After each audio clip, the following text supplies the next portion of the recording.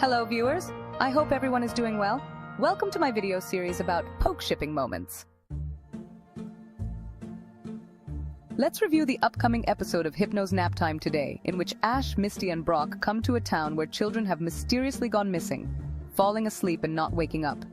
They discover that Hypno, a psychic-type Pokemon, is involved in the situation. Our heroes help the townspeople and Pokemon to overcome the unexpected events caused by the sleep wave. This episode introduces our next official Pokeshipper. Guess who? Yes, you are right. That's Misty's Psyduck. Let's now examine the specifics to comprehend our Pokeshipping experiences. There are undoubtedly several noteworthy incidents in this episode that speak loud about Pokeshipping. The group first learns about the city's missing children from a woman and Officer Jenny.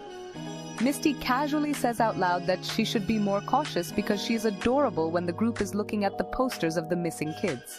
Cute, very cute, is Ash's way of covering up his mocking expression. His look suggests that he still thinks she's cute, even though he doesn't say anything directly.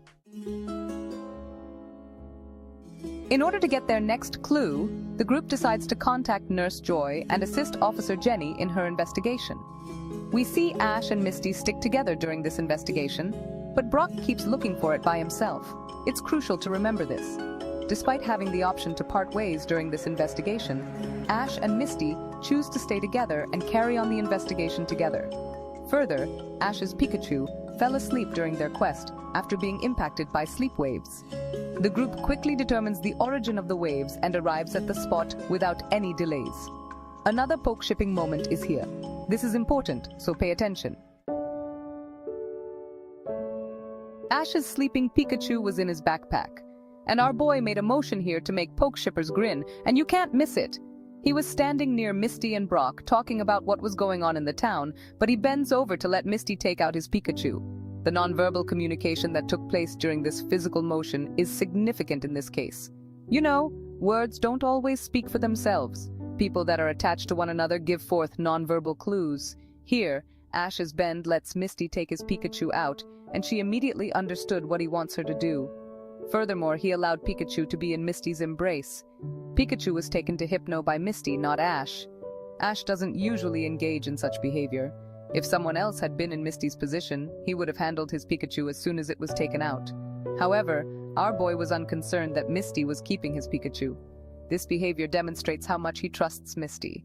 As a silent expression of his admiration and regard for her, he feels secure enough to leave Pikachu in her care. This episode further demonstrates that they are able to understand one another without the need for spoken communication. Pokeshipping makes the best of Ash's shippings because it is a much more mature approach as we've seen it. Moving ahead, Misty falls under Hypno's spell and starts acting like a seal, wandering off to join the other entranced kids.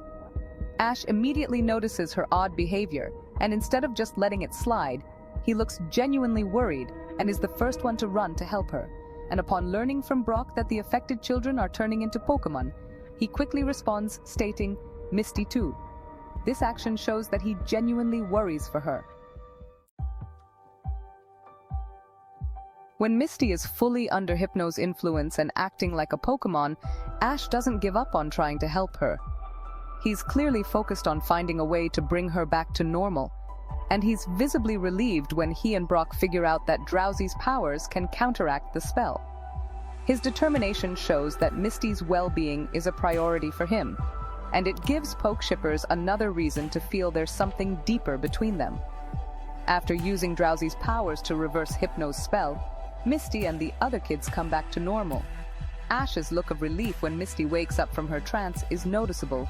He's clearly glad to have her back. While it's a subtle reaction, it's another little moment showing that Misty's presence matters to him. This episode as a whole highlights the teamwork and unspoken understanding between Ash and Misty. Whether they're brainstorming how to save the missing children or figuring out how to break Hypno's spell, they constantly support each other and work in sync. Even when they aren't directly interacting, there's a sense that they know how to rely on one another, adding to the chemistry that Pokeshippers love. So, in summary, this episode, while light on romance has several subtle hints of Ash's care and trust in Misty. These tiny details, from Ash's teasing expressions to his visible concerns, add to the poke-shipping magic. Though subtle and open to interpretation, these small moments are the essence of poke-shipping throughout the show. They're mostly found in the way Ash and Misty interact, care for each other, and share lighthearted moments in the midst of their adventures. That's all for today, folks. I hope you had enjoyed my explanation of all the classic poke-shipping moments in this episode. Let me know which one did you like out of all. I'll see you in the next poke-shipping moment video. Till then, keep smiling and keep poke-shipping.